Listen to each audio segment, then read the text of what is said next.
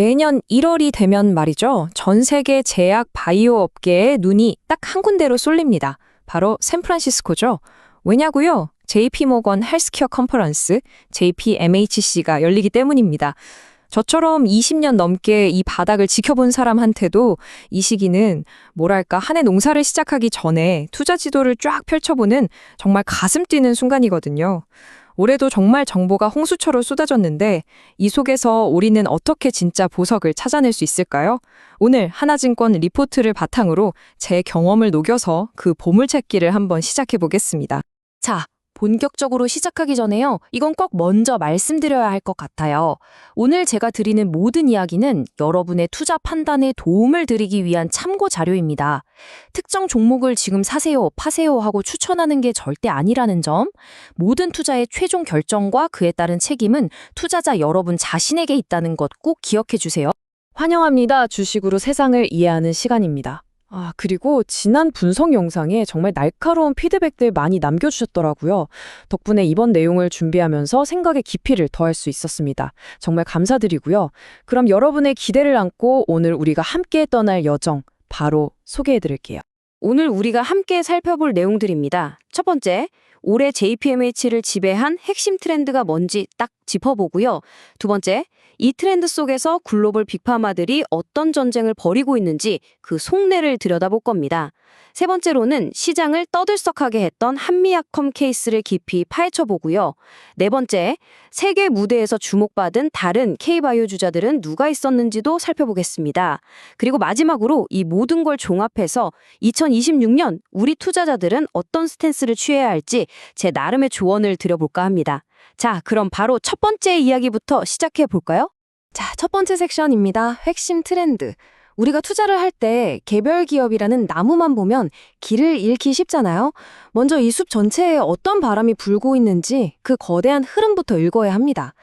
올해 컨퍼런스의 맥을 짚는 것, 이게 바로 앞으로의 투자 방향을 정해줄 가장 중요한 나침반이 될 겁니다. 그럼 제가 질문 하나 던져볼게요.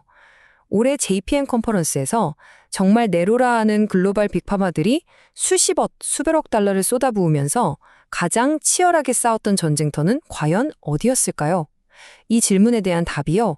바로 올해 제약바이오 시장 전체를 꿰뚫는 세 가지 키워드가 됩니다. 정답은 바로 이 세 가지입니다.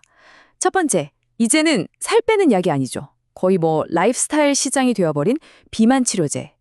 두 번째는 기존의 독한 화학 항암제를 대체할 게임 체인저로 떠오른 항체 약물 접합체, 바로 ADC입니다. 그리고 마지막 세 번째는요.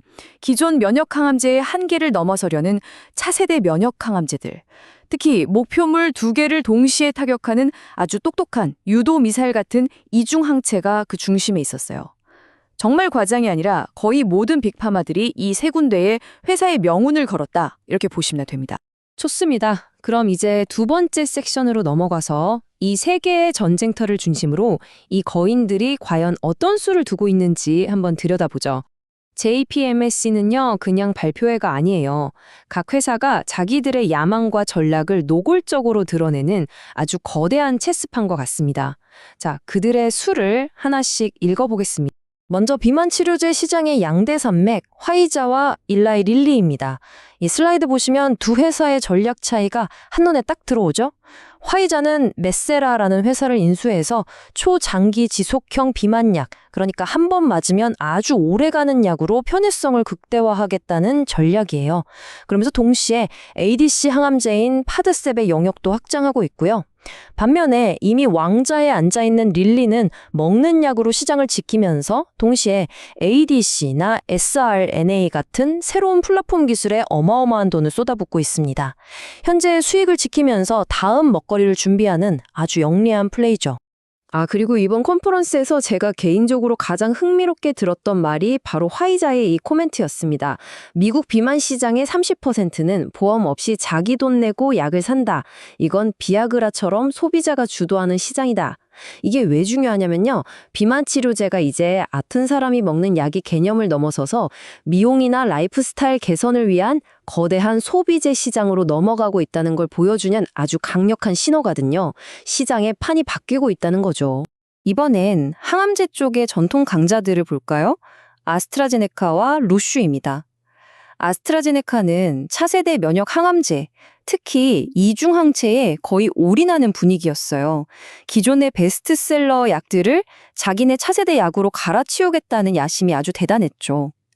반면에 로슈는 작년과는 다르게 선택과 집중을 확실히 하는 모습이었습니다. 아주 오래 걸리는 알츠하이머보다는 최근에 인수한 비만 파이프라인이나 지방 간염으로 불리는 MASH 치료제처럼 단기간에 성과를 보여줄 수 있는 곳에 집중하겠다는 거죠. 시장 상황에 맞춰서 전략을 유연하게 바꾸는 모습이 아주 인상적이었습니다. 자, 세 번째 섹션에서는 우리 K바이오 한미약품 얘기를 좀 깊게 해보겠습니다. 이번 컨퍼런스 동안 한미약품 주가는 정말이지 롤러코스터를 탔습니다. 파트너사인 머크가 입을 꾹 닫아버렸기 때문이죠. 근데 말이죠, 시장의 첫 반응이 항상 정답일까요? 지금부터 우리 마치 탐정처럼 그 침묵 뒤에 숨어있는 진짜 이유가 뭔지 한번 파헤쳐 보겠습니다. 모든 논란의 시작은 바로 이 질문이었습니다. 모두가 기대하고 있던 한미약품의 메쉬 치료제 에피노페그뉴타이드, 이게 머크의 핵심 파이프라인 발표에서 이름이 쏙 빠져버린 겁니다. 시장은 당연히 이거 개발에 문제 생겼나 하고 의심했고 주가는 그대로 출렁였죠. 과연 진실은 뭘까요? 자, 여기에 대해 하나증권 리포트가 아주 명쾌한 답을 내놨습니다. 결론부터 말하면 약에 문제가 생긴 게 아니라 머크의 발표, 룰이 바뀐 거라는 거죠. 한번 보실까요? 첫째, 머크가 이번에 아주 깐깐한 기준을 새로 만들었어요. 2027년까지 삼상 끝낼 자신 있는 것만 가져와라 이거죠. 둘째, 한미약품 임상은 의사도 환자도 이게 진짜 약인지 가짜 약인지 모르게 진행하는 소위 이중맹검 방식이라 중간 결과를 까볼 수가 없어요. 반면에 발표된 다른 약들은 다들 어떻게 돌아가는지 아는 오픈 라벨 방식이었고요. 마지막으로 MSH라는 병 자체가 임상에 8년, 9년씩 걸리는 아주 긴 싸움이거든요. 그러니까 애초에 2027년까지 끝낸다는 기준을 맞출 수가 없었던 겁니다. 어때요? 퍼즐이 좀 맞춰지시죠? 이건 약의 가치 문제가 아니라 순전히 발표 형식의 문제였다는 겁니다. 바로 이 지점. 이게 제가 20년 넘게 시장에 있으면서 가장 강조하고 싶은 부분입니다. 시장은요, 종종 이런 단기적인 소음에 너무 쉽게 흔들려요. 하지만 진짜 현명한 투자자는 그 소음 뒤에 숨겨진 본질을 보려고 하죠.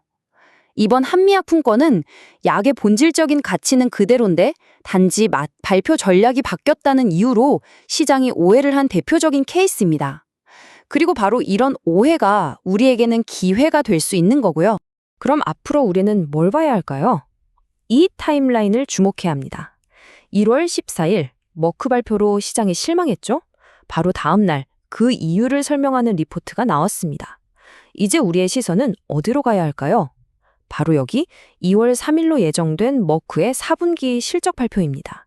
만약 이 자리에서 에피노페그뉴타이드에 대해 긍정적인 한마디라도 나온다면 시장의 오해는 눈 녹듯 사라지고 주가는 제자리를 찾아갈 가능성이 아주 높습니다. 이 날짜 달력에 꼭 표시해 두세요. 자, 이제 한미약품 얘기는 잠시 접어두고 시야를 좀 더 넓혀 보겠습니다. 이번 JPMHS에서는 한미약품 말고도 글로벌 빅파마들의 주목을 받거나 의미 있는 성과를 보여준 우리 K바이오 기업들이 정말 많았어요. 현장에서 직접 보면서 확실히 느낀 건 이제 한국 바이오의 위상이 정말 예전 같지 않구나 하는 거였습니다. 올해 JPMH에서 빌난 K바이오 스타들을 한번 볼까요? 먼저 알테오젠. 글로벌 바이오 시밀러 강자인 산도즈에게 얼마나 중요한 파트너인지를 다시 한번 입증했습니다. 이건 잠시 후에 더 자세히 설명해 드릴게요. 다음은 오름 테라피우틱. 이 회사의 기술로 만든 신약 후보 물질이 BMS의 핵심 파이프라인에 떡하니 이름을 올렸어요. 기술력을 세계적으로 인정받은 거죠. 에임드 바이오 역시 파트너사를 통해 ADC 파이프라인이 잘 진행되고 있다는 소식을 알렸고요. 마지막으로 우리의 삼성바이오로직스 6공장 검토 소식과 함께 차세대 의약품 생산 계획을 밝히면서 그야말로 압도적인 존재감을 보여줬습니다. 여기서 잠깐 알테오젠의 가치를 제대로 이해하려면 SC 제형이라는 걸 꼭 알아야 합니다. SC 제형, 우리말로는 피하 주사인데요. 이게 뭐냐면 기존에 몇 시간씩 병원에 누워서 맞던 정맥 주사를 그냥 집에서 편안히 배에다 맞는 주사로 바꿔주는 기술이에요. 환자 입장에서는 삶의 질이 완전히 달라지는 거죠. 그리고 기업 입장에서는 특허가 끝난 약의 수명을 연장시켜주는 아주 강력한 무기가 됩니다. 바로 이 기술 분야에서 알테오젠이 세계 최고 수준의 경쟁력을 갖고 있는 겁니다. 이 표를 보시면 알테오젠이 왜 중요한지 바로 감이 오실 겁니다. 산도즈가 개발하고 있는 SC 바이오시밀러 목록인데요. 여기서 중요한 건 키투르다를 뺀 나머지 오리지널 약들은 전부 할로자임이라는 경쟁사 기술을 쓴다는 점이에요. 다시 말해 산도즈가 이 약들을 따라 만들려면 할로자임의 특허라는 벽을 넘어야 한다는 거죠. 바로 이때 알테오젠이 키가 될 수 있습니다. 알테오젠 기술로 이 특허 장벽을 피해서 약을 만들 수만 있다면 산도주는 경쟁에서 엄청나게 유리해지는 겁니다. 알테오젠이 산도주에게 얼마나 중요한 존재인지 이제 아시겠죠? 자, 드디어 마지막 섹션입니다. 지금까지 우리가 나눈 모든 분석들을 바탕으로 JPMHC 2026이라는 큰 파도가 지나간 지금 우리 투자자들은 과연 어떤 자세로 시장을 바라봐야 할지 몇 가지 실질적인 조언을 드려보겠습니다. 제가 20년 넘게 시장을 겪으면서 얻은 4가지 원칙을 한번 공유해 볼게요. 첫째, 헤드라인만 보고 흥분하거나 실망하지 마세요. 우리 한미약품 사례에서 봤잖아요. 진짜 이야기는 그 뒤에 숨어 있는 경우가 허다합니다. 둘째, 약 하나하나보다는 플랫폼 기술에 집중하세요. 1112처럼 황금알을 계속 낳아줄 수 있는 ADC나 SC 제형 같은 원천 기술의 가치가 장기적으로는 훨씬 더 큽니다. 셋째, 촉매제, 즉 카탈리스트를 꾸준히 추적하세요. 빅파마들이 올해 언제쯤 어떤 임상 결과를 발표할지 친절하게 다 알려줬습니다. 달력의 중요한 이벤트들을 미리미리 체크해두는 습관 정말 중요합니다. 그리고 마지막, 바이오 투자는 정말 롤러코스터 타는 것과 같아요. 한 종목에 모든 걸 걸지 마시고 포트포리오를 잘 분산해서 리스크를 관리하는 게 필수입니다. 오늘 분석을 딱 한 문장으로 정리한다면 이렇습니다. JPM 헬스페어 컨퍼런스는 단순한 발표회가 아니라 거대한 전략 체스판입니다. 이기는 투자자는 체크메이트가 나오기 전에 상대방의 다음 수를 읽는 사람이 될 겁니다. 기업들이 던지는 메시지 속에서 그들의 다음 수를 예측하고 우리도 한 발 앞서 움직이는 지혜가 필요한 시점입니다. 오늘 제가 준비한 이 깊이 있는 분석이 여러분의 투자 지도에 조금이나마 도움이 되었으면 좋겠습니다. 앞으로도 이렇게 시장의 본질을 꿰뚫어낸 분석을 계속 받아보고 싶으시다면 저희 채널에 정말 큰 힘이 되는 구독과 좋아요 잊지 말고 꼭 눌러주세요. 이상 주식으로 세상 이해하기였습니다.